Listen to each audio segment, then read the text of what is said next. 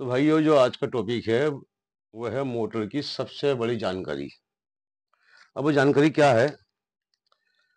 जैसे मान लो single phase की 3 HP की मोटर है। एक फेज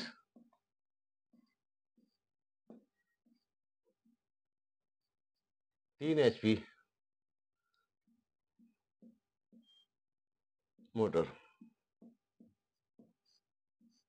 इसके एमपी लिखे होंगे 18 एम्पियर। इसके एमपी लिखे होंगे 18। तो खाली में कितनी लगेगी?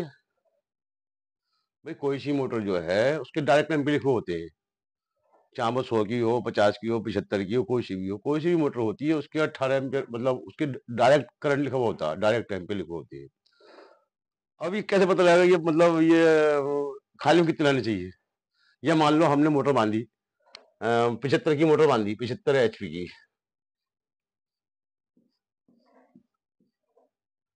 ठीक है। अब इसका डायरेक्ट करंट दिख रहा है, इसका दिख रहा होगा 75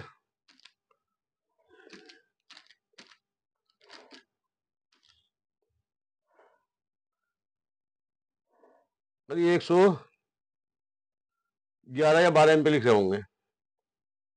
112 एम्पियर। चलो ठीक है, 112 एम्पियर लिख रहे हैं इसकी। अब मोटर बाइंड करी, बढ़िया बना के लेकर, बढ़िया लागत, बढ़िया इंस्टॉलेशन लगाया, सब कुछ बढ़िया करा। अभी हमें पता कैसे चलेगी कि हमारी मोटर बढ़िया बन रही है, ठीक चलेगी? पता जब भी तो चलेगा जब हमें पता होगा इसके स्टार में कितने हैं या डेल्टा में कितने हैं। देखो स्टार में सही आएंगे तो डेल्टा में भी सही आएंगे, और जब स्टार डेल्टा सही आ रहा है तो वो ठीक चलेगी, वो तो फिर अपने अपनी स्थिति पूरी लेगी, सही फर्स्ट क्लास चलेगी। लेकिन पहले ये तो समझ लें कि हमें ये चलेगी कितनी, मतलब कितने एम पे लेगी ये, इसकी जानकारी होनी देखो बहुत जरूरी है, बहुत जरूरी है। अब देखो डॉक्टर के पास मरीज जाता है तो उसे ही पता होती है कि इसमें कितना बीपी होना चाहिए, कितनी इसकी धड़कन होनी चाहिए, कितनी नमाज होनी चाहिए। अब वो जब भी जांच करता है वो उसके आधार पर उसका फिर इलाज करता है। अब मोटर बांध दी तो साथ चल पड़ी, लेकिन चल किस स्थिति में हमें की, हम मुतमईन कैसे हों? मेन मसला ये है कि हम मुतमईन कैसे हों। हमने मेहनत करी है, मोटर बांधी है, बढ़िया तार से बांधी है, बढ़िया से बढ़िया लागत लगाई है उसके अंदर, तो हम मुतमईन कैसे हों कि हमारी मोटर बढ़िया चलेगी? अब मोटर मान लो हम मोटर फिट करने गए, मिल में बरकत नहीं है, काम नहीं हो रही है, मान लो मिल खुला हुआ है, तो मोटर लगा के हम चक्कर को सेट करके आते हैं, नहीं आते हैं। तो जब हमें ये पता हो कि हाँ मोटर एम्पेयर वगैरह ठीक ले रही है, कोई टेंशन नहीं है, चक्कर वक्कर सेट करिए, अब बोले चलाते रही हो, टेस्ट करने की कोई जरूरत नहीं है। देखो एक मोटर है, एक ट्रांसफार्मर है, एक जनरेटर है। जनरेटर भी ऐसा है, जब तो पूरा लोड डालोगे पता नहीं लग चलेगा कि ये कितना इंजन को दबा रहा है या कैसा है। ट्रांसफार्मर का हिसाब ऐसा है, लेकिन एक मोटर ही हमारी ऐसी चीज है कि जो खाली में ही पता लग जाता है कि हमारी मोटर ठीक बनी है। इसलिए देखो मैं आपको फिर वही वाली बात मैं आपको रास्ता बता रहा हूँ मैं, क्या इन चीज की खोज करो, ये सबसे अहम बात है, ये बहुत बड़ी बात है। ये अपने आप को संतुष्ट होना, हमने मेहनत करी है, ग्राहक का पैसा लग गया है, वो पैसा दे रहा है हमें, इसलिए उसका काम अच्छा हो गए। अब उसे बेचारे को क्या पता, और जब हमें ही नहीं पता कि हमारी मोटर ठीक चल रही है, हमने तो ये अपनी नजर में बढ़िया तार डाला है, बढ़िया सब कुछ लगाया, बढ़िया मेहनत करी उसके अंदर, लेकिन हम हमें संतुष्टि कैसे होगी कि हमारी मोटर मोटर बढ़िया बन रही है?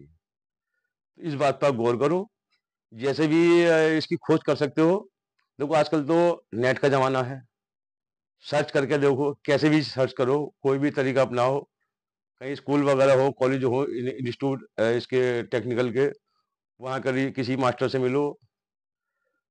देखो सब काम हो जाते हैं, या तो मेहनत करे आदमी या पैसा खर्च करे, असंभव कोई काम नहीं है। कोशिश होनी चाहिए इंसान में, इसकी खोज करो। ये तो बहुत बड़ी बात बता रही हूँ आपको मैं। और जब कहीं से नहीं मिले तो आप मेरे से संपर्क करो। फिलहाल जो है निराश होने की जरूरत नहीं है, लेकिन इसकी खोज करनी बहुत जरूरी है। ये सबसे बड़ा मुद्दा है ये, मेरे हिसाब से।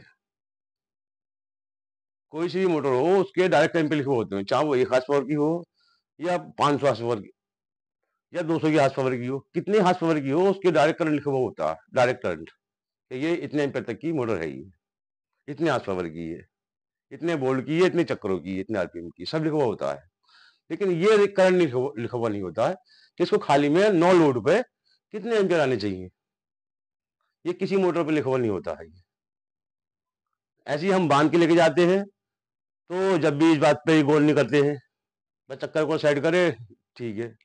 लेकिन ये बहुत होना जरूरी है कि हमारी मोटर खाली में कितने एम्पियर लेगी। 10 की है, 50 की है, 100 की है, 150 की है, 500 की है, 300 की, जो भी है, उसे हमें नो लोड पे कितने एम्पियर आने चाहिए। तो आप इस बात का बहुत ध्यान रखो, बहुत बहुत बहुत कोशिश करो, जितनी हो सकती है कोशिश करो। ये बहुत, क्योंकि ये सबसे बड़ा मुद्दा है मेरी नज़र में। और जब कहीं नहीं मिले, कोशिश करो, देखो जब नहीं मिला तो फिर आखिरी मैं बैठ गई हूँ, उसमें मुझसे संपर्क करो, आपको सब जानकारी मिलेगी। मैं तो इसलिए बता रहा हूँ, देखो क्या ये सबसे मेन चीज है इसकी।